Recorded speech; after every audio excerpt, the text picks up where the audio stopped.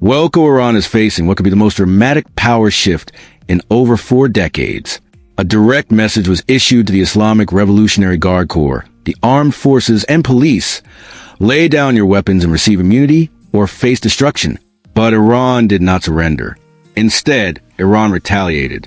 The Islamic Revolutionary Guard Corps, IRGC, confirmed it launched drones and ballistic missiles targeting U.S. military bases and Israeli positions across the Middle East.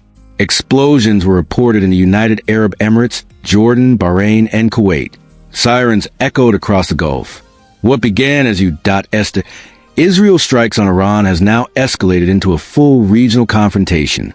Missiles reportedly struck 4 major American installations simultaneously: Al Udeid Air Base in Qatar, Al Salem Air Base in Kuwait, Al Dhafar Air Base in the UAE, and the headquarters of the U.S. Navy's 5th Fleet in Bahrain. This was not random fire. It was coordinated. It was calculated. And it was meant to send a message. Bahrain hosts the headquarters of the U.S. Navy's 5th Fleet, home to approximately 8,300 American sailors.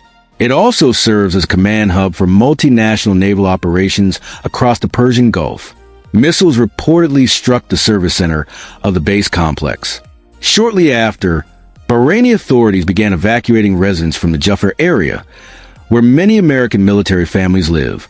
The U.S. Department of Defense authorized voluntary departures of military dependents from Bahrain. Flights were later placed on hold. Personnel were instructed to shelter in place. Families were in bunkers. This is no longer a limited exchange. Iran officially named the retaliation Operation True Promise 4, signaling this as a 4th phase in an ongoing campaign.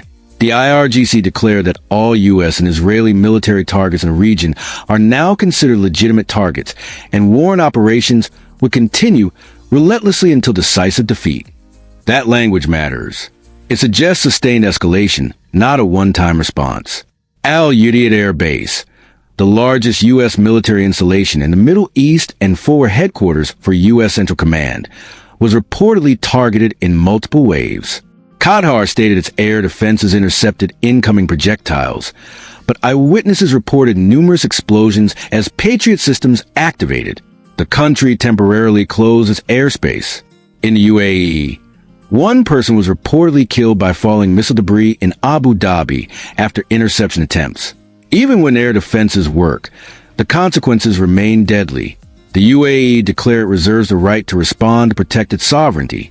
U.S. embassies in Bahrain, Qatar, and the UAE issued shelter-in-place alerts. American diplomats and civilians were instructed to take cover. Iranian officials warned that all U.S. bases and interests across the region are within reach. In Iraq, drone activity targeted locations linked to armed groups, and regional airspaces across Qatar, Kuwait, Iraq, and the UAE were closed. Dubai International Airport operations were disrupted. The message from Tehran appears clear. Escalation will not be contained to one front. If missile strikes continue, U.S. military infrastructure in the Gulf faces sustained risk. Proxy forces in Iraq and Syria could open additional fronts. Gulf states may retaliate directly. A broader regional conflict becomes increasingly possible.